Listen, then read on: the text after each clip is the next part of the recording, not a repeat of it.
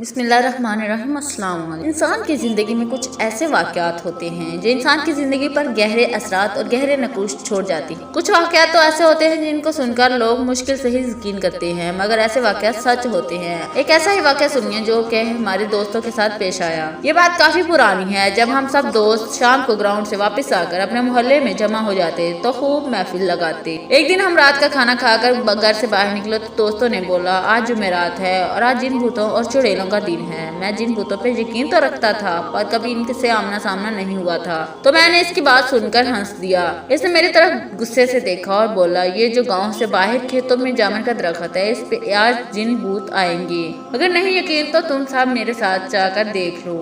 हम सब ने हामी भर ली और इसके साथ चलने को तैयार हो गए। मैं इस दोस्त का नाम बताता चलूं। यहाँ इसका नाम नदीम था और वो अक्सर रात खेतों में अकेला घूमता रहता था, इसलिए इस पे दोस्तों ने यकीन भी कर लिया था।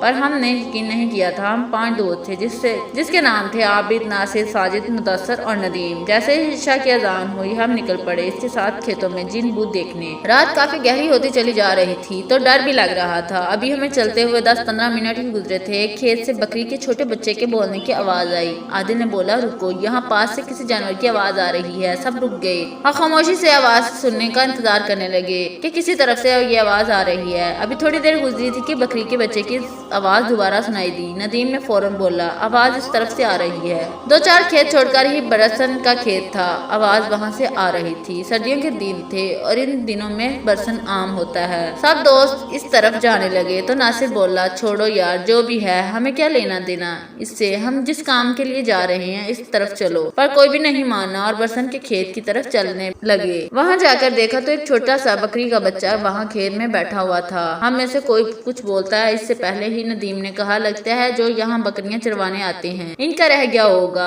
इसको उठा लो, सुबह पता लगा कर वापस कर देंगे। सब ने इसकी बात से इत्तेफाक किया और ऐसा ही किया। इसको हमने उठा लिया और अपनी मंजिल की जानिब बढ़ने लगे। रात काफी गहरी होती चली जा रही थी और हमारे डर में मजीद इजाफा भी हो रहा था क्योंकि खेतों में तरह तरह के जानवरों की आवाजें आ रही थी। मुदस्सर ने बोला, यार हमको वापस जाना चाहिए, आगे बहुत खतरा है। सब इस पर हंसने लगे और इसको डरपोक कहने लगे।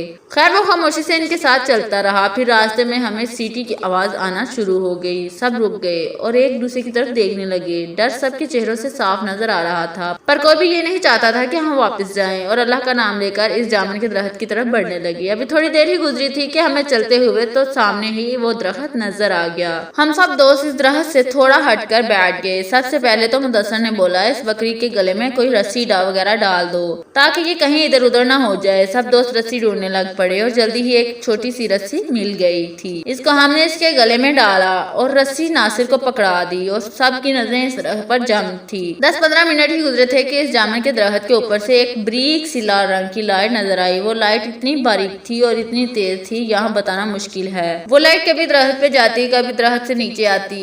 हमारा खौफ के मारे बुरा हाल हो रहा था और साथ ही पुरस्रार आवाजें आना शुरू हो गई। हम सब ने ऊंची आवाजों में विर्द पढ़ना शुरू कर दिए। कुछ दोस्त तो वहां से भागने के लिए तैयार थे। हमने रोक कर रखा हुआ था इनको। फिर सबने ही महसूस किया कि लाइट अब हमारी तरफ बढ़ रही थी। जब सबने ये मंजर देखा तो वहां से भागने में ही बेहतरी समझी और इतनी स्पीड से सब वहां से उल्टे पांव दौड़े और हमारे पीछे इतनी खौफनाक आवाजें बुलंद हो रही थी। बस यही महसूस हो रहा था जैसे वो बिल्कुल हमारे पास ही है और किसी भी लम्हे वो हमें सबको नुकसान पहुंचा सकती है। हमने हिम्मत न हारी और भागते रहे, विर्द करते रहे और वापस गांव आकर सांस लिया। जब हम सब गांव की हदूद में पहुंच गए तो मुदस्सर ने नासिर की तरफ देखा और पूछा, आपके पास बकरी का बच्चा था, वो कहाँ छोड़ आए? इसने हाथ की तरफ देखा तो इसके हाथ में सिर्फ रस्सी थी। इसने बोला कि जब हम वहां से भाग रहे थे ये रस्सी तो ये सिर्फ रस्सी ही थी, बकरी का बच्चा किधर गया इसको कुछ मालूम नहीं। जब वहाँ से वापस दौड़े तो वो बकरी का बच्चा वहाँ हमारे साथ नहीं था, सिर्फ ये रस्सी ही थी। क्या वो सच में बकरी का बच्चा था या कोई और मखलूक? सब दोस्तों ने कहा, जो भी था हम सुबह वहाँ जाकर देखेंगे जरूर। जब सुबह हुई तो वो कोई भी वहाँ जाने को तैयार नहीं था सिवाय नदीम और मुदस्सर के। वो दोनों खेतों में गए और इसी जगह गए तो इन्होंने वहाँ